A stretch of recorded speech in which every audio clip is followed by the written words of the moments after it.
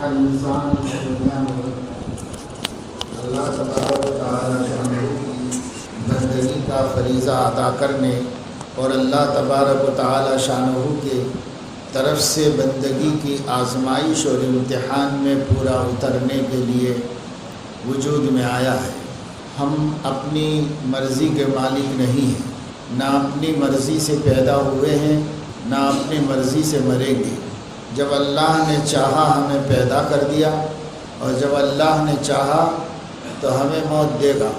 ہم سے یہ بات مانگی جاتی ہے کہ جب تم اپنی مرضی سے پیدا نہیں ہو سکتے اور جب تم اپنی مرضی سے مر نہیں سکتے تو یہ جو چھوٹی سی زندگی ہے پیدا ہونے اور مرنے کے درمیان میں، اس میں بھی اپنی مرضی کو چھوڑ دو، اپنی مرضی سے دستبردار ہو کر اللہ تعالیٰ کی مرضی کے حوالے ہو جاؤ۔ اسی کا نام اسلام ہے۔ اسلام کے معنی خود سپردگی اور گردن جھکا دینے کے ہے، یعنی آدمی کا یہ مان لینا کہ نہ میں اپنی مرضی سے آیا ہوں اس دنیا میں، نہ اپنی مرضی سے جا سکتا ہوں، تو 4 دن جو دنیا میں رہنا ہے اس میں بھی اپنی مرضی سے دستبردار ہو جاتا ہوں، اللہ تعالیٰ کے ہی سرنڈر ہو جاتا ہوں۔ وہی اسی کی مرضی پیدائش میں بھی چلی، موت میں چل رہی ہے، تو موت اور پیدائش کے بیچ میں بھی اسی کی مرضی چلے گی۔ یہ مان لینے کا نام اسلام ہے کہ میری نہیں چلے گی، میرے پیدا کرنے والے کی چلے گی۔ اس کو ماننا ہے، اور یہ کوئی بڑی بات نہیں ہے، ہر سمجھدار آدمی اس کو مان سکتا ہے، اس واسطے کہ غور کرنے سے آپ کو پتہ چلے گا کہ آپ چاہیں گے بھی تو اپنی مرضی چلا نہیں سکیں گے۔ تو جو کام ہم کر ہی نہیں سکتے اس سے دستبردار ہونا کیا مشکل کام۔ اس لیے صحیح طریقہ کار یہ ہے کہ جب اللہ تعالیٰ بلوغ کو ہمیں پہنچا دے، شعور پختہ ہو جائے، 14-15 برس کے ہم ہو جائیں، اچھا برا سمجھنے کے قابل ہو جاتا ہے آدمی جب تک، تو 14-15 برس میں یہ طے کر لینا ہے کہ ہم اپنی زندگی جو یہاں سے قانونی زندگی بن رہی ہے، سرکاری زندگی بن رہی ہے 15 سے، اس سے پہلے اللہ نے زندگی ہمیں دے دی کہ 15 سال تک تو تمہاری مرضی بھائی، ہم اچھا کرو گے تو قبول کر لیں گے اور برا کرو گے تو درگزر کر دیں گے، معاف کر دیں گے۔ لیکن 15 جب پورے ہو جائیں تو 15 سال پورے ہونے کے اگلے منٹ سے ہم اللہ تعالیٰ کی زندگی سرکاری گزار رہے ہیں، ڈیوٹی پر ہیں، امپلائی ہیں، اپنے مرضی کے مالک ہی نہیں ہیں۔ یہاں سے ہر کام اللہ تبارک و تعالیٰ شانہ کی منشا اور اس کی مرضی کے مطابق کرنا پڑے گا۔ اس بات کو اگر ہم نے 14-15 برس کی عمر میں مان لیا، تسلیم کر لیا اور یہ طے کر لیا کہ یہاں سے میں میرا نہیں ہوں، میرا من بھی میرا نہیں ہے، سب اللہ کا ہے۔ ان اللہ اشتری من المؤمنین انفسهم واموالهم بان لهم الجنہ، یقیناً اللہ تعالیٰ نے مومنین سے ان کی جانیں اور ان کا مال دونوں بھی خرید لیا ہے بدلے میں جنت دینے کے سودے پر۔ یقاتلون فی سبیل اللہ فیقتلون ویقتلون، راہ خدا میں جہاد کریں اور اپنے کو کھپائیں اور دوسروں کو جو دشمنان اسلام ہیں ان کو مٹائیں اور ختم کریں۔ فیقتلون ویقتلون، دشمنان اسلام سے مقاتلہ کرتے ہیں یا انہیں مارتے ہیں یا خود مرتے ہیں۔ وعدا علیہ حقا فی التوراۃ والانجیل والقرآن، اس خرید و فروخت، اس بیع و شراء، اس لین دین اور معاملہ اور ایگریمنٹ پر اللہ نے وعدہ کیا ہے، تورات میں بھی، انجیل میں بھی اور قرآن میں بھی۔ اب اس کے بعد اللہ تعالیٰ فرما رہے ہیں من اوفا بعہدہ من اللہ، اللہ سے کیے ہوئے وعدے کو تم میں سے جو کوئی پورا کرے گا۔ کیا وعدہ کیا ہے کہ اللہ پاک میں آپ کو اپنی جان اور اپنا مال دے دیتا ہوں اور اس کے بدلے میں جنت چاہتا ہوں۔ تو اللہ تعالیٰ نے کہا ٹھیک ہے، جان مال مجھے دے دو، جنت میں تم کو دیتا ہوں۔ اس عہد کو، اس ایگریمنٹ کو، اس معاملے کو جو پورا کر دے، من اوفا بعہدہ من اللہ، جس نے اللہ سے کیے ہوئے اپنے عہد کو پورا کر دیا، فاستبشروا ببیعکم الذی بایعتم بہ، تو اس کو خوشخبری ہونا چاہیے اس بیع کی کامیاب ہونے کی جو تم نے اللہ کے ساتھ کی ہے۔ بیع یعنی ڈیل، آپ نے جو اللہ سے ڈیلنگ کی ہے کہ جان مال میں آپ کو دے دیتا ہوں، جنت آپ میرے کو دے دیجیے، تو اللہ فرما رہے اس ڈیل کی، اس معاملے کی اطمینان رکھو، خوشخبری ہو، ہم مان گئے، سودا طے ہو گیا ہے۔ کس کے حق میں طے ہوا؟ جس نے جان مال اللہ کو دے دی۔ جب کوئی آدمی کسی چیز کا ایگریمنٹ کر لیتا ہے، ایگریمنٹ کر لینے کے بعد اب وہ چیز اس کی نہیں رہتی۔ ہمارا اللہ کے ساتھ معاملہ ہو گیا ہے مومنین کا، تو اب ہماری جان ہماری نہیں ہے اور ہمارا مال ہمارا نہیں، ہماری تو اب جنت ہو گئی ہے، جان مال اللہ کا ہو گیا ہے۔ اس لیے جہاں اپنے آپ کو لگائیں گے اللہ کی مرضی کے مطابق لگائیں گے، اور جب اپنا مال خرچ کریں گے تو اللہ کی مرضی کے مطابق خرچ کریں گے۔ اللہ رب العزت نے وہ مال لے کر پھر ہمارے پاس رکھ دیا ہے، جان لے کر پھر واپس ہمارے پاس رکھ دیا ہے۔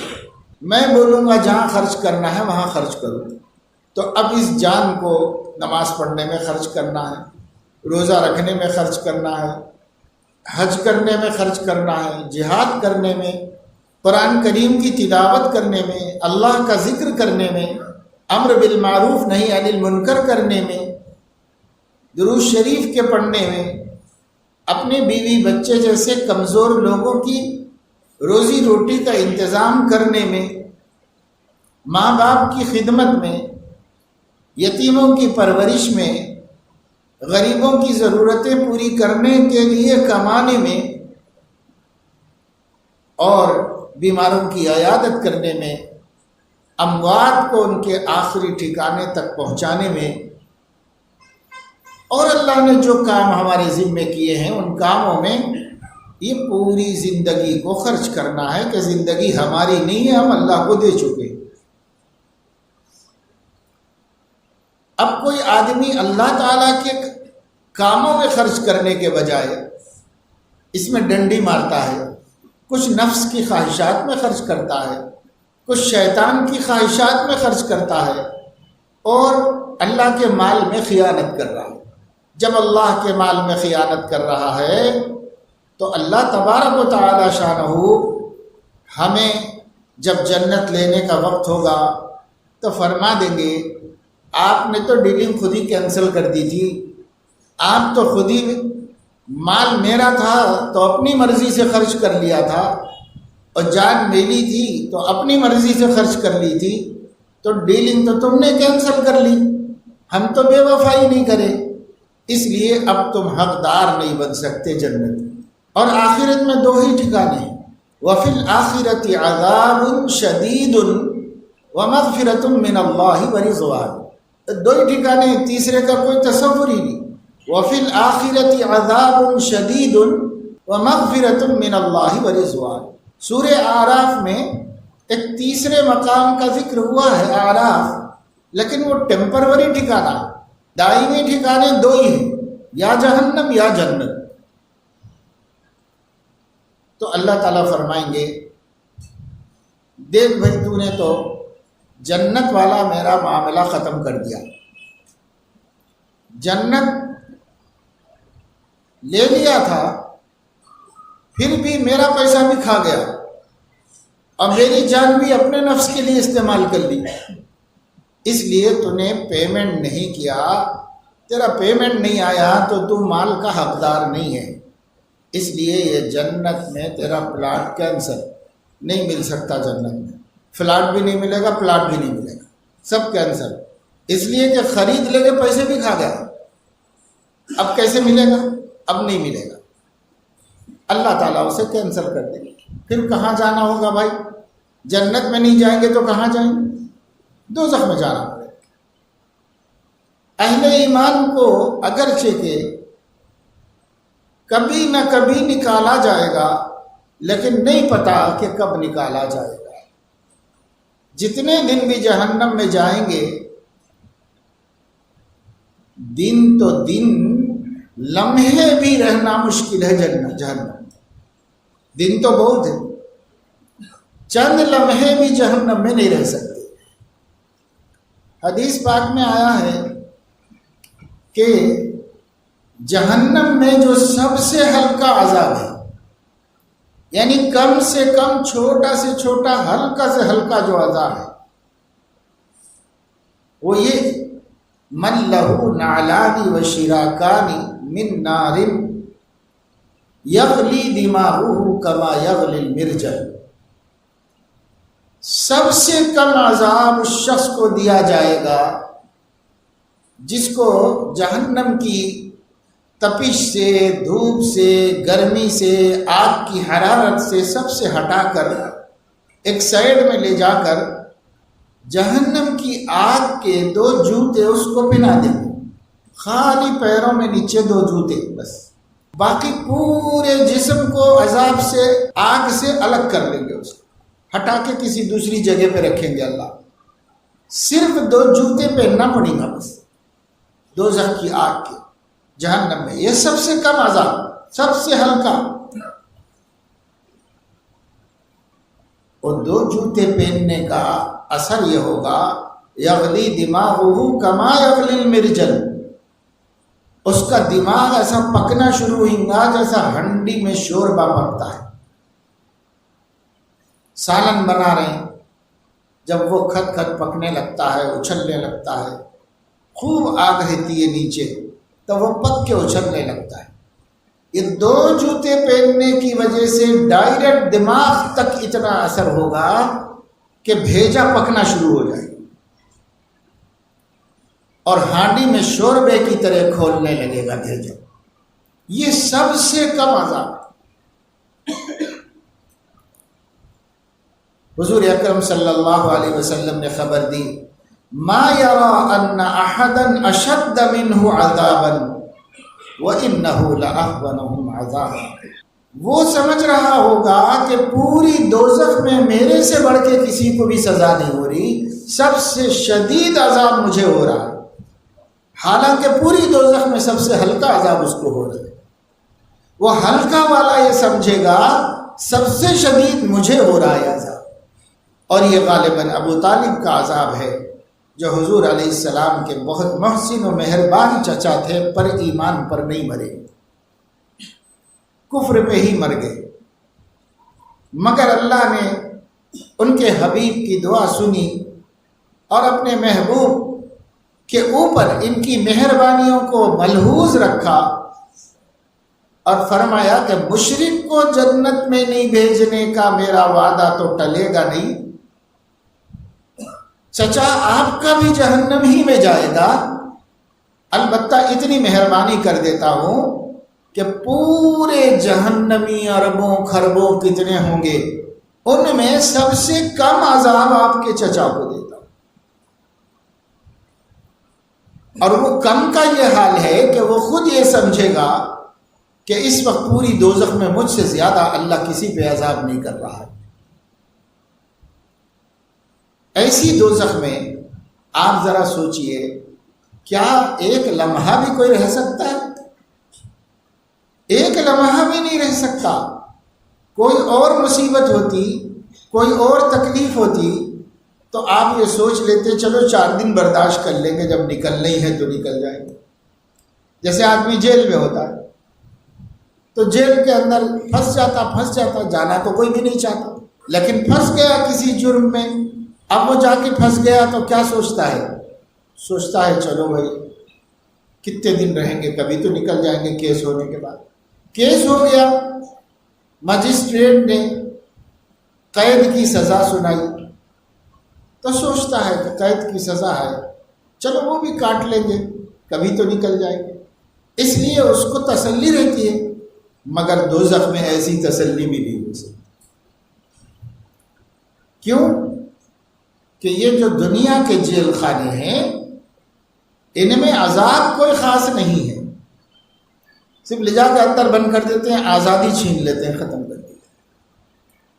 اب اس کے بعد وہاں کسی کی قید بامشقت ہوتی ہے تو اس سے طرح طرح کے کام لے کے مصروف رکھتے ہیں، کھانا تو دے دیتے ہیں ٹائم پہ، سو تو جاتا ہے وقت پہ، یہ تو ہو جاتا ہے۔ اور جس کی قید بامشقت نہیں ہے اس کو 3 ٹائم کھانا بھی ملتا ہے، 2 ٹائم چائے بھی ملتی ہے، اور جو ہیومن رائٹس والوں نے قیدیوں کے لیے ہدایات دی ہیں سب پہ عمل کر کے وہ پوری کرنا پڑتا ہے۔ لائٹ ہے، فین ہے، روشنی ہے، کھلی جگہ ہے، کمرہ ہے، بلڈنگ ہے، سب ہے۔ لیکن جہنم کا قیدی ایسا نہیں ہے۔ جہنم کا قیدی تو بے یار و مددگار ہے، 500 برس تک پکارے گا، ہائے پیاس، ہائے پیاس، پیاس پیاس لگ رہی، کوئی تو رحم کرو بھائی، کوئی تو رحم کرو۔ تو 500 برس تک تو جہنم کے داروغہ کے کان پہ جو بھی نہیں رہے گی، پکارتے رہو، چلاتے رہو، اس کو کچھ فرق ہی نہیں پڑے گا۔ 500 سال کے بعد پوچھے گا بھئی کیا پکارا کر رہا، کیا پریشانی ہے تیری؟ تو پیاس لگ رہی ہے، کچھ پانی تو پلا دو بھائی۔ تو اچھا، اس کو پانی لا کر دیا جائے گا۔ جب پانی پینے کے لیے وہ منہ سے قریب کرے گا تو اتنا گرم اور کھولتا ہوا پانی ہوگا کہ یشوی الوجوہ بئس الشراب وساءت مرتفقا، چہرہ جھلس کے اس میں گر جائے گا، کھال اتر جائے گی خالی قریب کرنے سے۔ اور اگر پیاس کی شدت کی وجہ سے جہنمی اتنا گرم پانی بھی پی لے گا، جب پی لے گا تو فتقطع امعاؤہم، اس کی آتے کٹ کٹ کے پاخانے کے مقام سے نکل گئے۔ اللہ بچائے، اللہ حفاظت فرمائے۔ جہنم میں کوئی نہیں رہ سکتا بھائی۔ ہم تو دھوپ نہیں برداشت کرتے، ہم تو کانٹا چبھا تو تڑپ جاتے ہیں، ہم تو منہ میں زبان پہ چھالا آ گیا تو ہائے ہائے کرتے ہیں، نہ کھانا کھایا جاتا نہ پانی پیے جاتا ہے۔ ہم کیا جہنم کو برداشت کر سکتے؟ ہم تو کچھ نہیں برداشت، ایک لمحہ بھی نہیں کر سکتے۔ اللہ بچائے، اللہ سے یہی دعا کرتے رہنا چاہیے، اللہم انی اعوذ بک من النار ومن سخطک۔ جہنم سے بھی بچائیے، اپنے غصے سے بھی بچائیے، کیونکہ اللہ کا غصہ ہی جہنم میں لے جاتا ہے۔ تو اپنے غصے سے بچائیے، دعا کرتے رہنا چاہیے اور کوشش بھی کرتے رہنا چاہیے۔ تو زندگی کا مقصد بندگی ہے، زندگی کا مقصد انجوائے کرنا نہیں ہے۔ انجوائے کرنے کے لیے جنت بنائی ہے اللہ نے، یہاں کیا کریں گے؟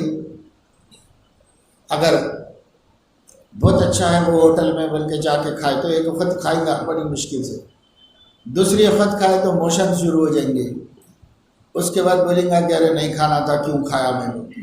اس کا دوا کھانا پڑے گا، کمزور ہو کے بستر پہ پڑ جائیں گا، نوکری چھٹی لینا پڑے گا، اسٹوڈنٹ ہے تو پڑھائی خراب ہوگی۔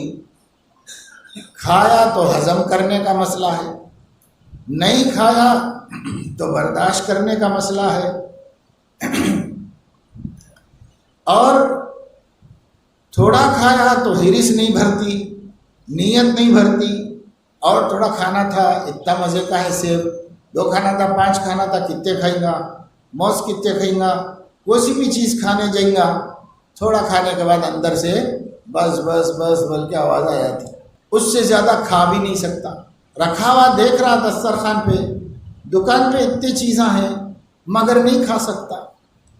یہ سب مجبوریاں ہیں اس دنیا میں، کیونکہ دنیا انجوائے کرنے کی جگہ نہیں، دنیا عیش و عشرت کا مقام نہیں، بحر غفلت یہ تیری ہستی نہیں، دیکھ جنت اس قدر سستی نہیں، رہ گزر دنیا ہے یہ بستی نہیں، جائے عیش و عشرت و مستی نہیں، جگہ جی لگانے کی دنیا نہیں ہے، یہ عبرت کی جا ہے تماشا نہیں۔ یہاں اللہ نے تماشا نہیں بنایا، اللہ نے اس دنیا کو عبرت گاہ بنایا۔ اللہ نے اس دنیا میں جتنے مناظر اور سینریز پھیلا رکھے ہیں، یہ ہر سین کو دیکھ کر اپنے فانی ہونے کو سمجھنا ہے، اپنے مرنے کے دن کا استحضار کرنا ہے۔ پھول کھلتا ہے کتنا خوبصورت ہوتا ہے اور کتنی خوشبو دیتا ہے، لیکن شام ہونے تک مرجھا جاتا ہے، اور صبح دیکھو تو بالکل کملا کے خراب ہو چکا ہوتا ہے، آپ توڑ کے پھینک دیتے ہیں۔ کیوں؟ اللہ بتا رہا ہے یہ دنیا میں ہر چیز کو فنا ہے۔ درخت ہے جب تک پھل دیتا ہے پھر بوڑھا ہو جاتا ہے، پھل دینا بند کر دیتا ہے۔ فنا ہے اس دنیا میں ہر چیز۔ کھیتی ہے لہلہاتی ہے، ہری بھری، دیکھ کے کاشتکار کا جی خوش ہو جاتا ہے۔ اعجب الکفار نباتہ، طبیعت اس کی باغ باغ ہو جاتی ہے، لیکن تھوڑا وقت نہیں گزرتا کہ پیلی پڑ جاتی ہے، پھر اسے کاٹ دینا پڑتا ہے، پھر وہ حطام بن جاتا ہے، بے قیمت اور بے حیثیت گھاس کا ڈھیر بن جاتا ہے۔ فنا ہے اس دنیا کی ہر چیز کو فنا ہے۔ سورج صبح کو نکلتا ہے، دھیرے دھیرے آگے بڑھتا ہے، اور اتنا زبردست چمکتا دمکتا ہے کہ پورے عالم کے ذرے ذرے کو روشن کر دیتا ہے، ابھی شام کو ٹھنڈا پڑ کے غروب ہو جاتا ہے۔ اس کائنات میں ہر چیز کو فنا ہے، کوئی چیز کو بقا نہیں۔ آپ اپنے اطراف و اکناف میں، آفاق اور انفس میں، ماحول میں اور انسانوں میں، انسانوں کی ذات میں دیکھتے چلے جاؤ۔ آپ اپنے آپ کو دیکھ لو، پہلے بچے تھے بہت کمزور تھے، پھر جوان ہوئے تو کسی کے مقابلے سے نہیں ڈرتے تھے، پھر اس کے بعد آہستہ آہستہ کمزوری آنا شروع ہوئی، پھر بڑھاپا آ گیا جو ایک جگہ بٹھا دیا، بڑی مشکل سے مسجد جاتے ہیں، کرسی پہ بیٹھ کے نماز پڑھ لیتے ہیں، اور بعض تو وہ بھی نہیں کر پاتے تو پڑھے پڑھے اشارے کر لیتے ہیں، توبہ استغفار میں پڑے ہوئے ہیں۔ خوش قسمت اور بد قسمت لوگ وہ حالت میں بھی ٹی وی دیکھ لیتے ہوئے پڑے ہوئے ہیں۔ زوال ہے، بتا رہے اللہ پاک، ہر عروج کو زوال ہے، اس دنیا میں ہر عروج کو زوال ہے، ہر پیدا ہونے والے کو موت ہے، چاہے وہ چیزیں ہوں، وہ سامان ہو، وہ نباتات ہوں، وہ جمادات ہوں، حیوانات ہوں، انسان ہو، کوئی بھی، ہر وجود میں آنے والے کو فنا کا لباس پہننا ہے۔ کل نفس ذائقۃ الموت، ہر جاندار موت کا مزہ چکھنے والی ہے، ہر نفس، ہر جاندار کو موت کا مزہ چکھنا ہے۔ اب پہلے لوگ کہتے تھے کہ نباتات و جمادات بے جان ہیں، لیکن اب سائنس نے یہ بات تسلیم کر لی ہے کہ جمادات میں بھی جان ہے، نباتات میں بھی جان ہے، یعنی درختوں میں، گھاس میں، کھیتی میں، ہر چیز میں جان ہے، اور پتھروں میں، پہاڑوں میں، چٹانوں میں، زمین میں، ہر ایک چیز میں جان ہے۔ سائنس نے اس کو اب تسلیم کر لیا۔ اللہ فرما رہے جتنی مخلوق میں نے پیدا کی سب کو شعور دیا ہے، جان دیا ہے۔ وَإِن مِّن شَيْءٍ الا یسبح بحمدہ، کوئی مخلوق ایسی نہیں جو اللہ کی تسبیح و تعریف نہ کرتے۔ شعور ہے، جان ہے تو کرتے ہیں نا۔ وَلَكِنْ لَا تَفْقَهُونَ تَسْبِيحَهُمْ، یہ اور بات ہے کہ اللہ تو جان جاتا ہے، تم نہیں جان پاتے۔ تو کل مخلوق جو وجود میں آئی ہے سب کو فنا ہے اور مرنا ہے۔ انسان کو چاہیے کہ خیال قضا رہے، قضا موت کو کہتی ہے۔ انسان کو چاہیے کہ خیال قضا رہے، ہم کیا رہیں گے جب نہ رسول خدا رہے۔ اس دنیا میں تو موت ان پہ بھی طاری ہوئی، البتہ برزخ میں اللہ نے اس سے بھی طاقتور عظیم الشان حیات ان کو عطا فرمائی۔ انبیاء اپنی قبروں میں زندہ ہیں، ہم اہل السنت کا یہی عقیدہ ہے، لیکن اس دنیا کی جو زندگی تھی اس زندگی کو تو موت آئی۔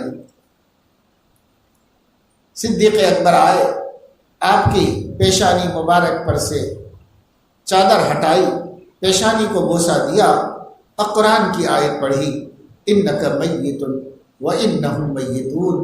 اے نبی صلی اللہ علیہ وسلم، آپ بھی مرنے والے ہیں اور آپ سے پہلے جتنے سوالات آئے تھے ان سب کو بھی مرنا تھا، وہ بھی مرے، آپ بھی مرنے والے ہیں۔ قرآن میں تھا مگر صحابہ نے دھیان نہیں دیا۔ صدیق نے بر موقع پڑھ کر بتایا کہ اگر کسی کا یہ خیال ہے کہ نبی کو موت نہیں آئی ہے تو وہ خیال غلط ہے، وہ خیال کو قرآن سے صحیح کر لو، انک میت وانہم میتون، اس سے صحیح کر دو۔ تو حضور علیہ السلام بھی گئے ایک زندگی گزار کے 63 برس، اور ہم چاہے کتنی زندگی مل جائے، آپ سنچری بنا لیں، 100 کی راس کر لیں، بس اتنا ہی کریں گے، اس کے بعد تو کیوں نہیں مر رہا بلکہ لوگ سوچیں گے۔ 70-80 تک پھر بھی لوگ برداشت کر لیتے ہیں، بزرگ آدمی ہے بھائی، ہمارے محلے کے بڑے آدمی ہیں، بزرگ آدمی ہے بول کے عزت کرتے رہتے ہیں۔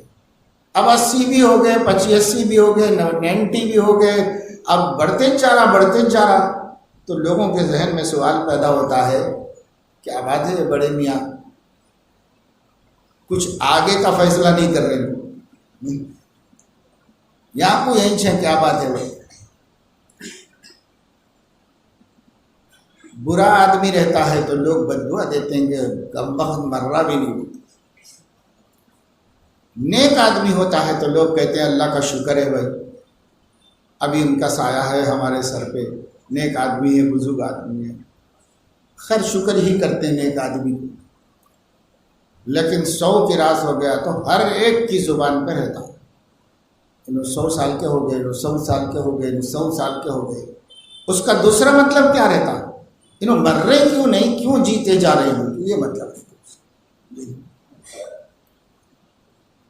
اور وہ زیادہ سے زیادہ 102 103 105 بخار آتا نا، 105 آیا تو ختم بولتے تھے پہلے، لیکن کورونا میں 106 آئے تو بھی نہیں مرا، جا کے پھر آ گیا دواخانے سے۔ ہمارے بچپن میں بولتے تھے 104 ہو گیا تو ختم، اب نہیں جی سکتا بولتے تھے۔ اب میں جس کا سنا، بچوں کے بارے میں سنا کہ 106 ہے، ہاسپٹل میں شریک ہے، مل صاحب دعا کریے، پھر اچھا ہو کیا گیا۔ حالات بدل رہے ہیں، زمانہ بدل رہا ہے، تو بھائی زندگی اتنی ہی ہے، اس سے بڑھ کے نہیں۔ حضور علیہ السلام کی بات لے لیں تو آپ نے تو فرمایا اعمار امتی ما بین 60 الی 70، میری اس امت کے لوگوں کی عمر عام طور سے اکثری اعتبار سے 60 سے 70 کے بیچ میں رکھی گئی ہے۔ ہم بھی دیکھ رہے ہیں کہ اسی بیچ میں اکثر لوگ چلے جاتے ہیں، بچ گئے، اللہ کسی کو مہلت دے دیا تو دے دیا۔ بزرگوں نے فرمایا ہے 63 برس میں ہمارے نبی دنیا سے گئے، 63 برس ہو گئے تو سمجھ جاؤ عمر تو پوری ہو گئی ہماری، البتہ ہمارا ویزا ایکسٹینشن ہو رہا ہے۔ آج کا دن بڑھ گیا اور ایک دن بڑھ گیا اور ایک دن بڑھ گیا، روز ایک دن بڑا سمجھ کے گزارو، اس لیے کہ 63 کے بعد تو تمہارے نبی کی عمر ہو گئی، امت کی بھی وہی عمر ہے، اب ایکسٹرا ہے تو وہ ایکسٹرا ہے، کتنی دیں گے اللہ، کتنی بڑھائیں گے کچھ نہیں پتا ہے، اس لیے اپنے کو موت کے لیے تیار کر لو، راضی کر لو۔ میرے عزیزوں دوستو، یہ موت وہ چیز ہے جس کو بھول کر ہم اللہ کی بغاوت کا بازار گرم کیے ہوئے۔ جھوٹ کیوں ہے؟ غیبتیں کیوں ہو رہی ہے؟ آپس میں لڑائیاں کیوں ہو رہی ہیں؟ میاں بیوی کے درمیان جھگڑے کیوں ہیں؟ دو خاندانوں میں لڑائیاں کیوں ہو رہی ہیں؟ رشتے کیوں توڑے ہوئے ہیں؟ بھائی بہنوں سے تعلقات کیوں قطع کیے ہوئے ہیں؟ دوستوں سے کیوں الجھے ہوئے ہیں؟ پڑوسی کیوں ناراض اور خفا ہے؟ مارکیٹ میں کیوں فساد ہو رہا ہے؟ حرام خوری کیوں ہو رہی ہے؟ سود، رشوت، دوسروں کے مال لاحق ہڑپ کر لینا، پارٹنرشپ شروع کر کے سب کو ڈبا دے کے انگوٹھا بتا دینا اور قرضے لے کے ڈبا دینا، اور باپ مر گیا تو میراث ہڑپ کر جانا۔ یہ دنیا میں فساد فساد فساد، ظہر الفساد فی البر والبحر، کیوں ہے؟ سبب تلاش کرو تو ایک سبب ملے گا، وہ یہ ہے کہ موت کو بھولا ہوا ہے، موت کو بھولا ہوا ہے۔ موت یاد رہتی تو نہ رشوت لیتا، موت یاد رہتی تو سودی قرضہ نہیں لیتا، موت یاد رہتی دوسرے کا مال دھوکہ دے کے نہ کھاتا، موت یاد رہتی کسی کو بے آبرو نہ کرتا، کسی کی عزت نہ لوٹتا، موت یاد رہتی تو دوسروں کی بیٹیوں کو نہ گھورتا اور نہ ان سے تعلقات خراب کرتا، موت یاد رہتی تو سب سسٹم صحیح چلتا۔ اسی کا سسٹم خراب ہے جو موت کو بھول گیا ہے۔ اس لیے ہمارے آقا نے فرمایا اکثروا ذکر حازم لذات الموت، یہ لذتوں کو قطع کرنے والی چیز جو موت ہے اس کا کثرت سے ذکر کرو، بار بار ذکر کرو، بار بار سوچو۔ اپنی دکان دکھی، ارے واہ کیا شاندار ہے، اس کے ساتھ ہی یہ سوچو کتنی شاندار ہوگی، میں تو چھوڑ کے جانے والا ہوں، میں کب رہنے والا ہوں یہاں۔ اپنا گھر دیکھو، بہت اچھا لگے تو سوچو ہے تو اچھا، مگر میرا تھوڑا ہی ہے، میرے بال بچوں کا ہے، میں تو چھوڑ کے جانے والا ہوں۔ ہر چیز کو دیکھ کے موت کو یاد کرو، ہر چیز کو دیکھ کے موت کو یاد کرو۔ اکثروا ذکر حازم لذات الموت۔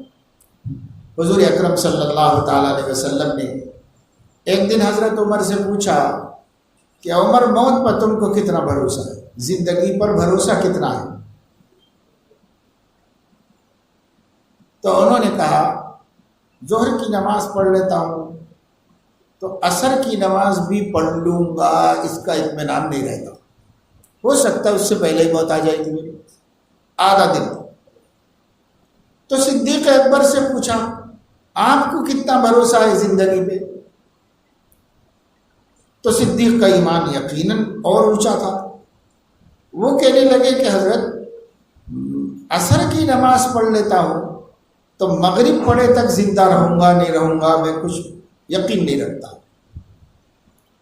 حضور علیہ السلام نے فرمایا تم لوگ تو پھر بھی زندگی میں بہت بھروسہ کر رہے ہو، تمہارے نبی کا حال یہ ہے کہ پانی پینے کے لیے پیالہ منہ کے قریب لے جاتا ہوں تو زندگی میں پی بھی لوں گا، اس کا یقین مجھے نہیں، اس سے پہلے بھی موت آ سکتی۔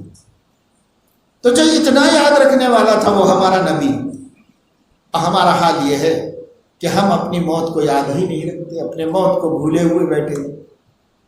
حضور علیہ السلام ہمیشہ اپنی موت کو یاد رکھتے۔ ان کے برادر نسبتی، ان کے سالے حضرت عبداللہ ابن عمر رضی اللہ عنہما مسجد میں رات میں نفل پڑھ رہے تھے، اکلا بل ران علی قلوبہم کلا انہم عن ربہم یومئذ لمحجوبون۔ اللہ نے فرمایا کہ یہ مشرکین، یہ کفار، یہ بے ایمان لوگ قیامت کے دن اپنے رب سے پردے میں کر دیے جائیں گے، وہ اپنے رب کو دیکھ نہیں سکیں گے، ان کو حجاب ڈال دیا جائے گا، نہیں دیکھو میں تمہیں دیکھنا ہی نہیں چاہ رہا ہوں اور تم بھی مجھے مت دیکھو۔ اللہ تعالیٰ دیکھنا بھی نہیں چاہے گا، نظر بھی نہیں فرمانا چاہے گا، تو پردہ ڈال دیا جائے گا۔ یہ قرآن میں ذکر ہے، کلا انہم عن ربہم یومئذ لمحجوبون۔ حضور علیہ السلام گھر میں لیٹے ہوئے تھے، حضرت عبداللہ ابن عمر کی بہن حضرت حفصہ کے گھر کی باری تھی۔ حضرت حفصہ فرماتی ہیں کہ وہ ہمارا بھائی مسجد میں قرآن پڑھ رہا تھا اور یہ آیت سن کر ہم نبی اپنے گھر میں رو رہے تھے۔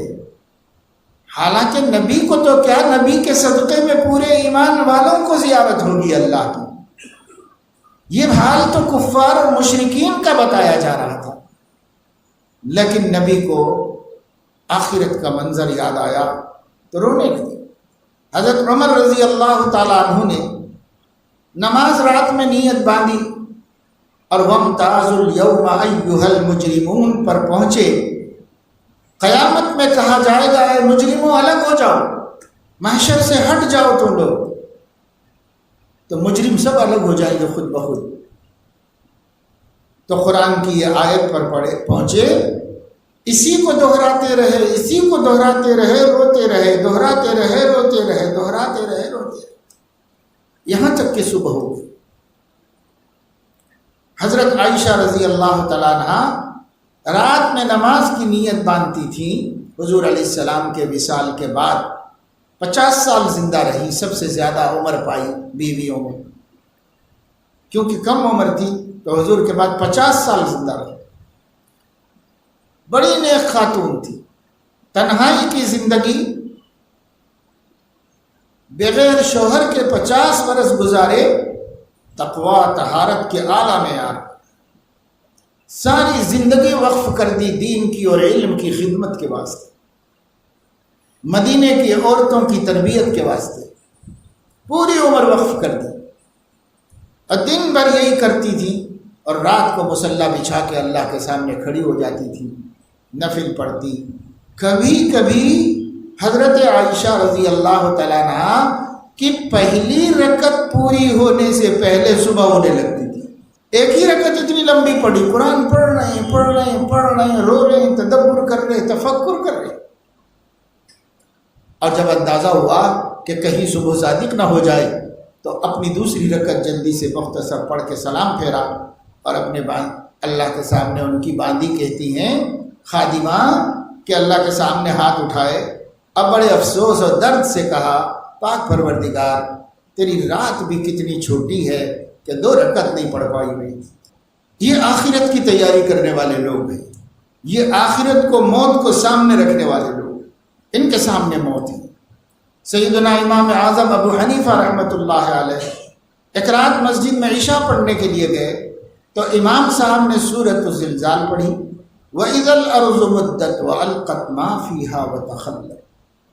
جس وقت ہم زمین کو حکم دیں گے کہ وہ پھیل جائے تو وہ سیدھی ہو جائے گی، ایسے گول گلوبل جیسے بنا ہوا اس وقت ایسی نہیں رہے گی، پوری سیدھی ہو جائے گی، کیونکہ اولین و آخرین کو ایک ہی زمین پہ کھڑے ہو کر اللہ کو حساب دینا ہے، اسی زمین پر حساب لے گا اللہ تعالیٰ، اور یہ زمین پھیلا دی جائے گی، ایسی روم گول نہیں رہے گی، اس میں سمندر نہیں رہے گا، کوئی درخت نہیں رہے گا، اس میں کوئی بلڈنگ نہیں رہے گی، کوئی پہاڑ اونچ نیچ کچھ نہیں، جیسے آپ نے بلڈوزر لگا کے سب کلین کر دیا ہو، ایک سطح پر کر دیا ہو اور اس پر رولر چلا دیا ہو، ایسے اللہ کا تو ایک حکم میں سب ہوتا ہے، حکم دے دے گا زمین سیدھی ہو جاؤ تو زمین کی ہر چیز زمین کے اندر چلی جائے گی اور زمین بالکل سیدھا میدان بن جائے، اور اس زمین میں اندر ہیں سب انسان، وَأَلْقَتْ مَا فِيهَا وَتَخَلَّتْ، سب نکال کے باہر کر دے گی، ایک انسان بھی اندر نہیں رہے گا، آدم سے لے کے قیامت تک پیدا ہونے والا ہر انسان زمین اس کو باہر کر دے گی، جاؤ اللہ کے سامنے کھڑے ہو جاؤ، وہ باہر نکل کے سب کھڑے ہوئے ہوں گے۔ اس میں قیامت کا منظر تھا، اور اس میں یہ بتایا گیا تھا کہ یومئذ تحدث اخبارها بأن ربك اوحى لها، کہ اس دن زمین جو چیزیں جانتی ہے اس بندے کے بارے میں سب کی خبریں دے دے گی، کیونکہ اس کے رب کا اس کو حکم ملے گا کہ میرے بندے کی زندگی کا ریکارڈ پیش کر، اچھا برا کچا چٹھا سب پیش کر دے گی۔ امام صاحب کو اس پہ تدبر ہوا، غور، یا اللہ میں اللہ کے سامنے ایک دن کھڑا رہوں گا اور زمین کو حکم ملے گا کہ اس کا کچا چٹھا سب میرے سامنے لا، اور زمین تو کسی کی ہے نہیں، اللہ کی ہے، تو وہ ہم سے تو کوئی وفاداری کرے گی نہیں، ہماری کوئی جانبداری کرے گی نہیں، جو سچ ہوگا وہ پیش کر دے گی۔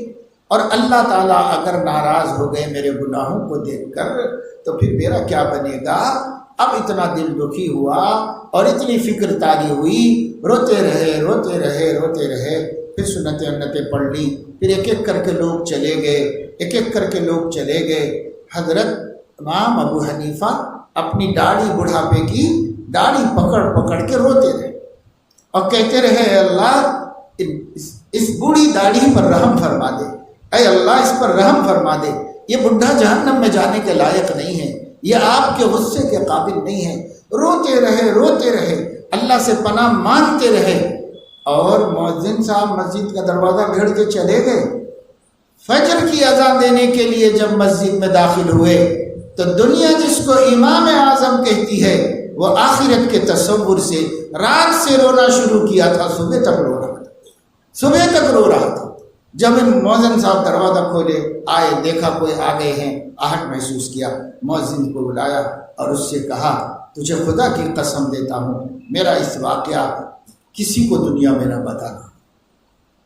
اس نے پوری زندگی چھپایا، امام اعظم کی وفات کے بعد لوگوں کو بتایا کہ یہ بندہ خدا سے اتنا ڈرتا تھا، اس بندے کو موت کا اتنا احساس تھا۔ ہم لوگ تو میرے دوستو ایسے جی رہے ہیں جیسے ہم کو کوئی لکھ کے دے دیا ہو کہ تمہیں کبھی موت نہیں آنے والی، ایسے جی رہے ہیں، کبھی موت نہیں آنے والی۔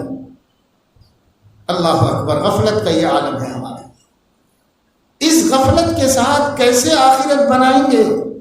اس غفلت کے ساتھ کیسے زندگی کا مقصد پورا کریں گے؟ اس غفلت کے ساتھ کیسے جان مال خدا کی منشا میں صرف کر کے جنت کے حقدار بنیں گے؟ کیسے بنیں گے؟ غفلت کا یہ عالم ہے کہ گویا ہم مرنے والے ہی نہیں، یہ حالت ہے۔ آنکھوں کے سامنے مرنے والوں کو دیکھ رہے، پھر بھی ہمیں مرنے کا یقین نہیں۔ آج کل جنازوں میں بڑے جنازے ہوتے ہیں تو مائک وائک لگا دیتے ہیں تاکہ لوگوں کو آواز جائے، تو بعض جگہ میں یہ اعلان بھی سنا کہ بھائی جو لوگ جنازے میں شرکت کے لیے آئے ہوئے ہیں وہ جیب کتروں اور پاکٹ پلیروں سے ہوشیار رہیے، موبائلوں کو محفوظ رکھ لیجئے۔ کہاں بھائی اعلان ہو رہا ہے؟ چلو عیدگاہ میں ہوتا تو پھر بھی سمجھ میں آتا تھا، یعنی میت کی نماز جنازہ کے مجمع میں اعلان کرنا پڑ رہا ہے۔ کیا وہ پاکٹ پلیئر کو اور جیب کترے کو سینے میں دل نہیں ہے، پتھر ہے؟ ارے یہاں تو کم سے کم کسی کو اللہ کے سپرد کر رہا جنازہ آنکھوں کے سامنے رکھا ہوا ہے، یہاں تو خدا سے ڈرتا، یہاں تو خوف ہوتا، کچھ اپنی موت یاد آتی، وہاں اعلانات ہو رہے ہیں۔ میت میں فونا محفوظ رکھ لو، گھڑیاں محفوظ رکھ لو، پاکٹاں محفوظ رکھ لو۔ توبہ توبہ، یہ قوم کون ہے بھائی؟ یہ کافروں کی، مشرکوں کی ہوتی تو چلو پھر بھی تعجب نہ کرتے۔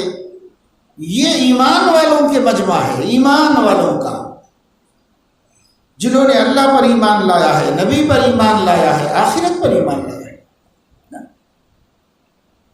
اور ہمارے عزیز مولانا واصل صاحب یہاں پر بیٹھے ہوئے ہیں، جنہوں نے صبح میں عملی نماز کی عملی مشقیں کروائی۔ ان کے والد کا انتقال ہوا، میرے بہت دیرینہ دوست تھے، ان کو غسل دیا جا رہا تھا۔ ان کے چچا ایک اچھے عہدیدار تھے، وہ بھی اسی وقت پہنچے، دیکھے کہ بھائی کا غسل دیا جا رہا ہے، تو وہ غسل دینے کی جگہ پہ آ کے کھڑے ہوئے، سیدھے کار میں سے اتر کے جہاں غسل دیا جا رہا تھا گھر کے صحن میں، وہاں آ کے کھڑے ہو گئے کہ بھئی اب آخری عمل ہے بھائی کا، تو وہ بھی آ کے ٹھہر گئے بیچارے۔ دوسرے علماء غسل دے رہے تھے، وہ ٹھہرے وہاں۔ غسل دینے میں کتنا 15-20 منٹ کا کام ہوتا ہے، اتنی دیر میں غسل ہو گیا، کفن وفن دے دیا گیا، پھر اس کے بعد وہاں سے وہ پلٹے اور دیکھا تو پاکٹ ہی گئے۔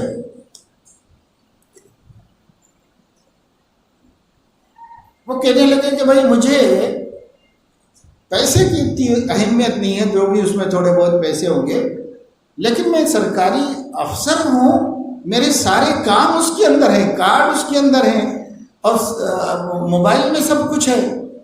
اس کی فکر ہو گئی کہ سارا ریکارڈ میرا چلا جائے گا۔ اب چور نے چوری کہاں کی آپ دیکھیے، میت کو غسل دیا جا رہا ہے، 2-4-5 آدمی کھڑے ہوئے ہیں، اس میں ایک چور بھی ہے، اور کوئی کافر تو نہیں آ گیا وہاں پر، کوئی مسلمان کلمہ کو ہی ہے، اور اس نے چپکے سے نکال لیا کہ غم والے آدمی غموں میں رہتے ہیں، زیادہ دھیان ادھر ادھر نہیں دیتے، موقع اچھا ہے چوری کرنے کا، یہاں چوری کرو۔ لا حول ولا قوت الا باللہ۔ آپ غور کیجئے کہ بے حسی آتی ہے تو کس حد تک بے حس ہو جاتا ہے انسان۔ پھول کی پتی سے کٹ سکتا ہے ہیرے کا جگر، پھول کی پتی سے کٹ سکتا ہے ہیرے کا جگر، مرد ناداں پہ کلام نرم و نازک بے اثر ہے۔ ایسے سنگ دل مسلمانوں پہ کیا قرآن کا اثر ہے، کیا حدیث کا اثر، اور کیا حادثات سے اثر ہے۔ 2 سال مصیبتوں میں گزر گئے، کتنے مسلمان جو بے نمازی تھے کووڈ-19 سے پہلے اب پکے نمازی ہیں۔ اتنے بڑے حادثے نے، اتنی بڑی بلا نے، اتنی بڑی مصیبت نے کتنے مسلمان مردوں کو نمازی بنایا، کتنے مسلمان عورتوں کو اللہ کی طرف رجوع ہونا سکھایا، کتنی بے حیا عورتیں حجاب میں آ گئیں، کتنے نامحرموں اور بے ایمانوں کے ساتھ معاشقہ کرنے والی مسلم بیٹیاں توبہ کر لی۔ کیا ہوا؟ جو کا تو ہے مسلمانوں کا ماحول، اس میں کسی قسم کی کوئی تبدیلی نہیں۔ جب دل اتنے سخت ہو جائیں گے تو اصلاح کیسے ہوگی؟ اصلاح معاشرہ کے جلسوں سے اصلاح ہو جائے گی کیا؟ یہ دلوں کی سختی عذاب الہی ہے، اس دل کی سختی کو ختم ہونا ہے۔ یہ دل کی سختی کیسے ختم ہوگی؟ اکثر ذکر حاضم اللذات الموت، موت کو کثرت سے یاد کرو، موت کو کثرت سے یاد کرو۔ ہمیں بتایا بہت سے لوگوں نے کہ ان کے والد کا، ان کے بھائی کا، ماں کا ہاسپٹل میں انتقال صرف اس لیے ہو گیا کہ بازو والا دم توڑ دیا تھا، ڈر کے مارے انہوں نے بھی دم توڑ دیا۔ حالانکہ صحت ہو رہی تھی، علاج چل رہا تھا، طاقت آ رہی تھی، لیکن ایک کی موت دیکھتے ہی دوسرے پہ موت تاری ہو۔ اور اگر ڈسچارج ہو کے گھر آ جائیں تو پھر گناہوں کا سلسلہ شروع، پھر بے نمازی پن، پھر ہر قسم کی اللہ کی بغاوت و نافرمانی۔ پڑے پڑے کتنے لوگ ہیں جن کو نئی زندگی ملی۔ میں نے حیدرآباد میں، چونکہ بہت سارے لوگوں سے تعلقات ہیں، لوگ دعاؤں کے لیے بھی فون کرتے رہے۔ ہم تو بند تھے، مدرسہ بند تھا، مسجد میں 2 آدمی نماز پڑھ لیتے تھے اور ہم اپنے آفس میں پڑے رہتے تھے۔ پیچھے گھر چلے گئے، کھانا کھا لے، پھر آ کے یہیں پر اکیلے رہتے تھے۔ لیکن فون سے دنیا بھر سے لوگ کورونا کے مریض اپنے رشتہ داروں کے لیے، مریضوں کے لیے، دعاؤں کے لیے صبح سے شام تک، شام سے صبح تک یہی ہوتا رہتا۔ کسی نے 20 لاکھ روپے خرچ کیے اور ڈیڈ باڈی لے کے گئے، کسی نے 30 لاکھ روپے خرچ کیے بابا کو بچانے کے واسطے، گھر بھیج دیا، لیکن اس کے بعد مردہ لے کے گئے۔ کیا کیا لوگوں پہ بیتی اور کیا کیا لوگوں نے دیکھا۔ ایک صاحب نے مجھے میسج کیا کہ مولانا بس میرے لیے دعا کیجئے، پیر کو چھوٹے بھائی کا انتقال ہوا، جوان، اور جمعرات کو والد صاحب گزر گئے، کل ہفتے کے دن والدہ کا انتقال ہو گیا، میں بہت کمزور ہو گیا، میرے لیے دعا کیجیے۔ کئی گھر ایسے علم میں آئے، اس گھر میں ایک بھی نہیں بچا، سب کا کووڈ میں انتقال ہو گیا، ایک بھی نہیں بچا۔ ہم نے مدرسے میں مغسلہ تیار کیا، یعنی غسل خانہ ڈیتھ باڈیز کو نہلانے کے لیے، کیونکہ ڈر کے مارے لوگ بلڈنگوں میں کمپلیکسز میں لانے نہیں دے رہے تھے مردوں کو، تو کہاں نہلانا، کہاں دفن کرنا، تو ہم نے کہا غسل خانہ بناؤ، اعلان کیا کہ بھائی جس کو نہلانا یہاں آ کے نہلا لو۔ تو حالت یہ تھی گزرے ہوئے رمضان میں کہ ایمبولینس کے پیچھے ایمبولینس کھڑی ہوئی ہے، اس کے پیچھے تیسری چوتھی، آنکھوں سے میں نے دیکھا 5 ایمبولینس کھڑے ہوئے مردے نہلانے کے واسطے، ایک کے پیچھے، اور یوں رات بیت رہی تھی اور یوں دن بیت رہے تھے کہ جیسے حرم شریف میں فجر میں جنازہ پڑھو، ظہر میں جنازہ پڑھو، مغرب میں جنازہ پڑھو، ایسے ہی ہم لوگ لا رہے تھے۔ اور لوگ کتنے تھے؟ کسی کے پاس تو 4 کندھے بھی نہیں تھے، کہیں 2 آدمی لے کے آئے ہیں، کہیں 3 آدمی لے کے آئے ہیں۔ کبھی وہ بیچارے سوشل ورکرز جو گاڑیوں میں لا رہے تھے وہ ساتھ دینے سے اٹھا کے قبرستان تک لے جا سکے، ورنہ قبرستان لے جانے کو بھی لوگ نہیں تھے۔ کیا کیا آنکھوں نے دیکھا اور کیا کیا سنا، لیکن کیا ہمارے دلوں کی سنگینی اور سختی بدلی؟ کچھ نرمی آئی، کچھ خوف خدا پیدا ہوا، گناہ چھوڑنے کا جذبہ اور ارادہ ہوا کہ اللہ ہم تیری نافرمانی نہیں کریں گے، دیکھو کیا ہو سکتا ہے ہمیں نہیں معلوم، اللہ ہم تیری فرما بردار بن کے زندگی گزاریں گے، تیرے حبیب کو نہیں ستائیں گے، تیری کتاب پر ظلم نہیں کریں گے، قرآن پڑھیں گے۔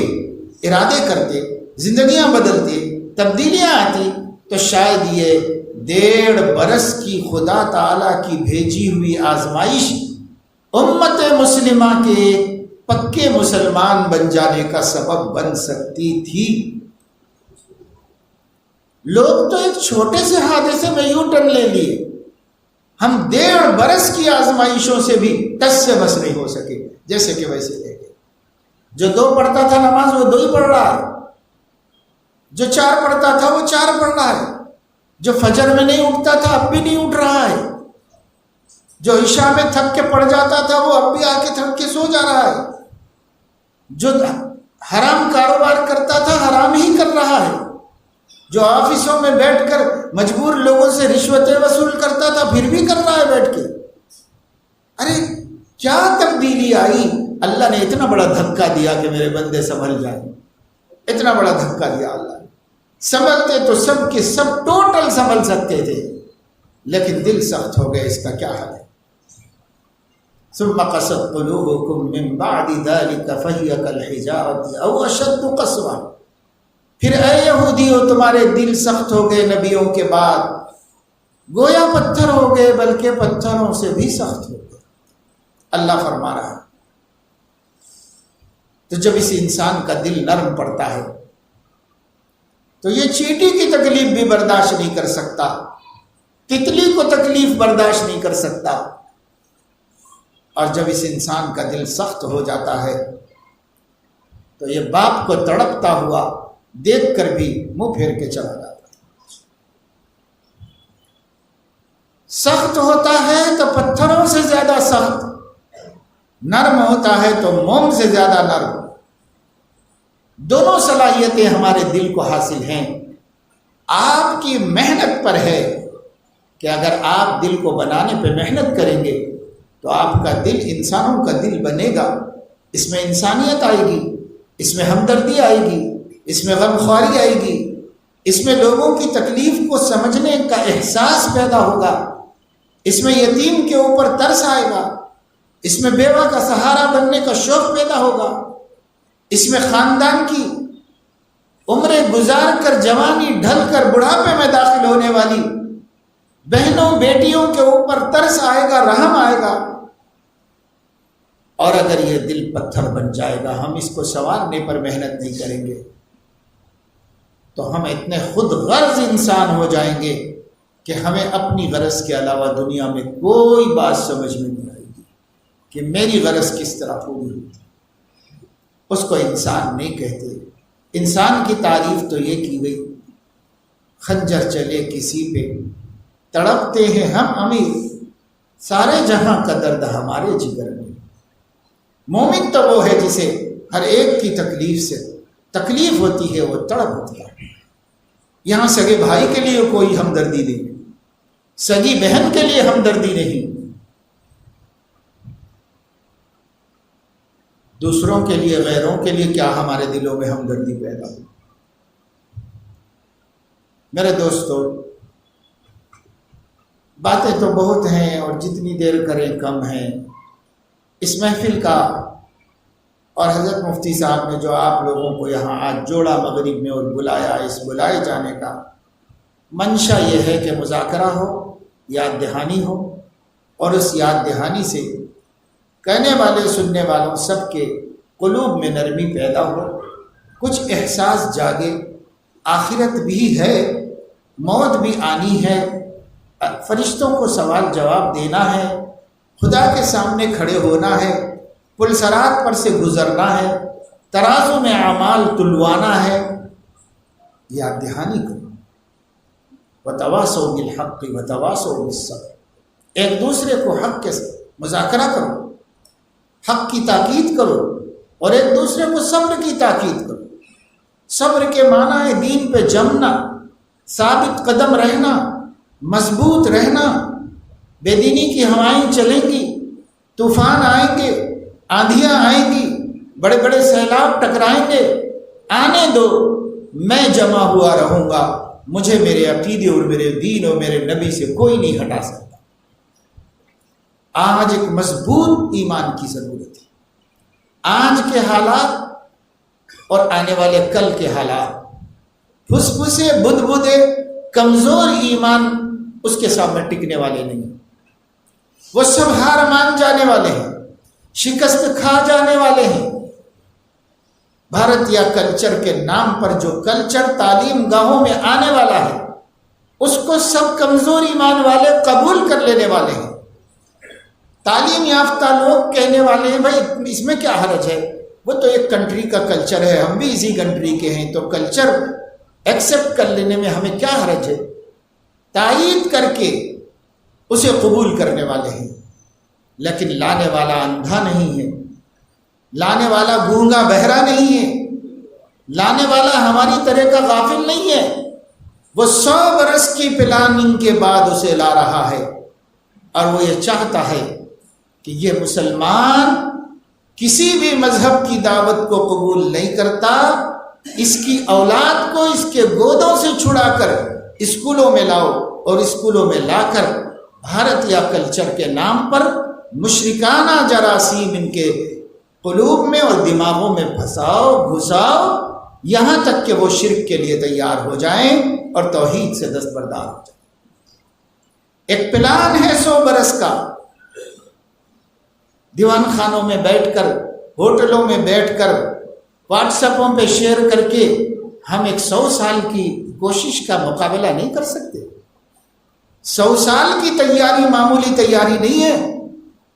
ہم سمجھ رہے ہیں کہ آر ایس ایس جو ہے ریموٹ کنٹرول ہے، انڈر گراؤنڈ گورنمنٹ کر رہی ہے، تو ایسے تھوڑی کر رہی ہے۔ 100 سال صبر کیا ہے انہوں نے، جس صبر کا ہم کو حکم دیا تھا جمے رہنے کا، 100 سال تک وہ جمے رہے، کوئی الیکشن نہیں لڑا، کوئی ایم پی اسمبلی کی سیٹ نہیں حاصل کی، کوئی گورنمنٹ کا عہدہ نہیں لیا، اپنا کام کرتے رہے۔ 2 نسلیں انہوں نے تیار کر لی۔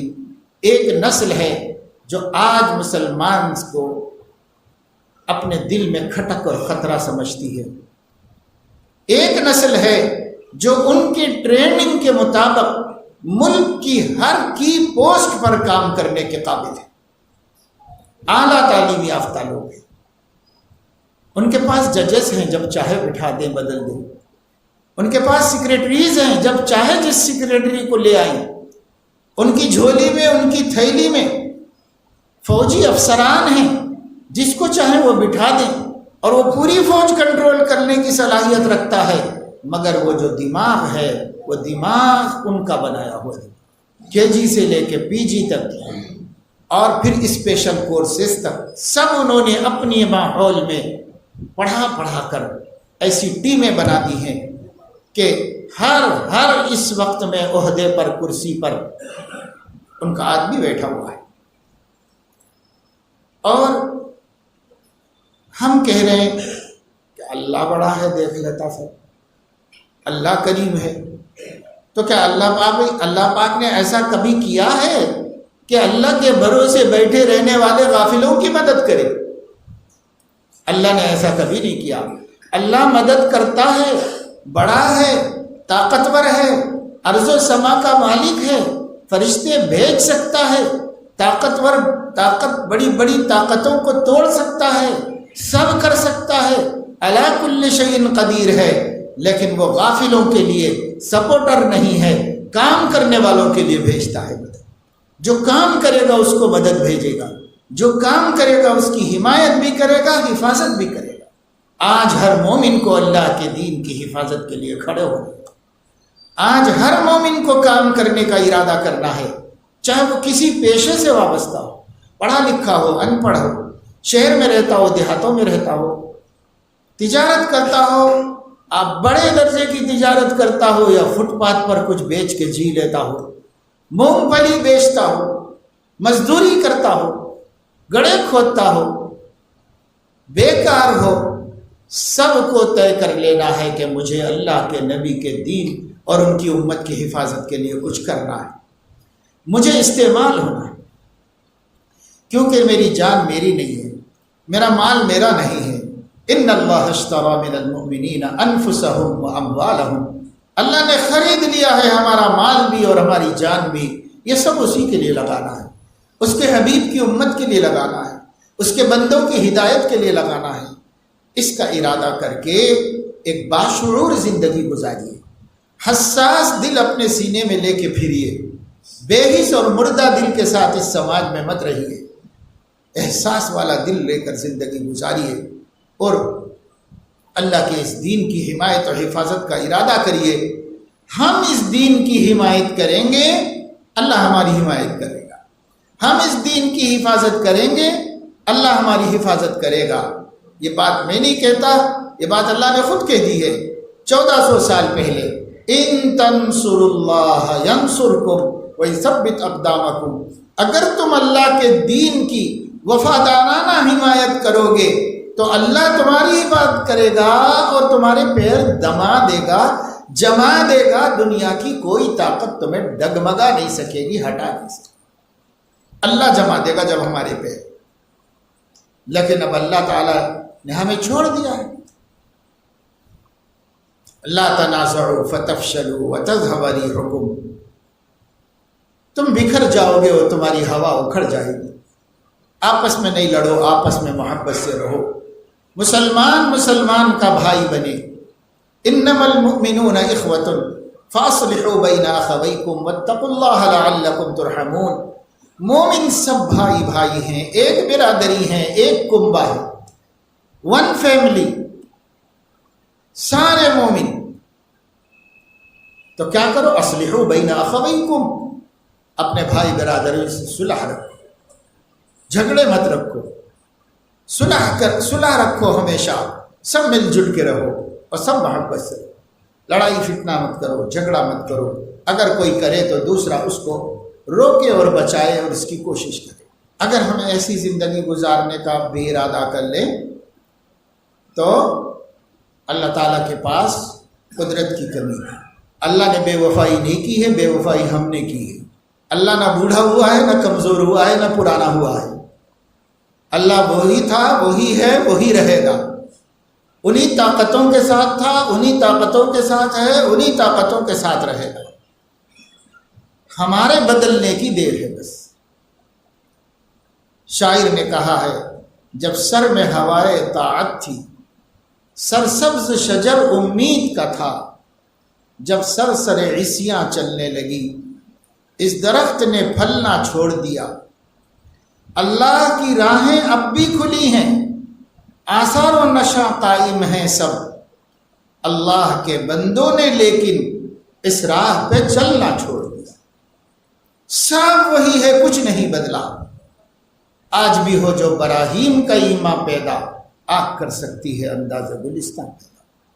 لانے دو دنیا کو کتنے پلان لاتی ہے، لانے دو دنیا کو کتنے اسکیمیں لاتی ہے مسلمانوں کو مٹانے کی، لانے دو، ایک دو نہیں، 100-200 لانے دو، 1000-2000 لانے دو۔ آج بھی ہو جو براہیم کا ایما پیدا، آگ کر سکتی ہے انداز گلستان پیدا۔ ہم انہی مسلم کش، مسلم دشمن، اسلام دشمن پالیسیوں میں سے اسلام کے درخت کو لہلہا دیں گے اور اسلام کی کھیتی کو بہار بنا دیں گے۔ ہم پہلے ہم ہو نا، ہم ہی کیا بن گئے ہیں، ہمارا یہ وجود نہیں ہے۔ جب ہم ہوں گے یعنی مومن ہوں گے، اللہ کی ذات عالی پر یقین ہوگا، قرآن پڑھتے اور سمجھتے ہوں گے اور نبی پاک صلی اللہ علیہ وسلم کی سیرت سے آراستہ ہوں گے، تو ہم وہ ہیں جن کے 313 پوری دنیا کا ریکارڈ توڑ کر کے اسلام کا غلبہ کر سکتے ہیں۔ ہم وہ ہیں، لیکن کب ہیں؟ جب کہ غلامی میں آؤ نا، نبی کے غلامی میں آنے کو تیار نہیں ہے، بھاگ رہے ہیں کنے کترا کے نبی کی غلامی سے، ان کی اطاعت سے، ان کی فرما برداری سے بھاگ رہے ہیں، بھاگ رہے ہیں۔ بھاگو، کتنا بھاگو گے؟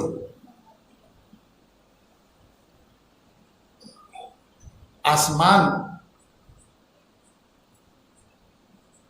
سے بلائیں آئیں گی تو آپ بھاگ کے جائیں گے کدھر؟ ایک بزرگ نے فرمایا ہے کہ بلائیں تیر اور فلک کمان ہے۔ کمان میں تیر لگا کے نشانہ داغتے ہیں شکار کو، دشمن کو نشانہ بنانے کے لیے کمان میں تیر چڑھا کے نشانہ بنا کے چھوڑتے ہیں۔ تو بلائیں تیر اور فلک یعنی آسمان کمان ہے، چلانے والا شہنشاہ ہے، اللہ تعالیٰ کی کمان اور اللہ کا تیر ہے،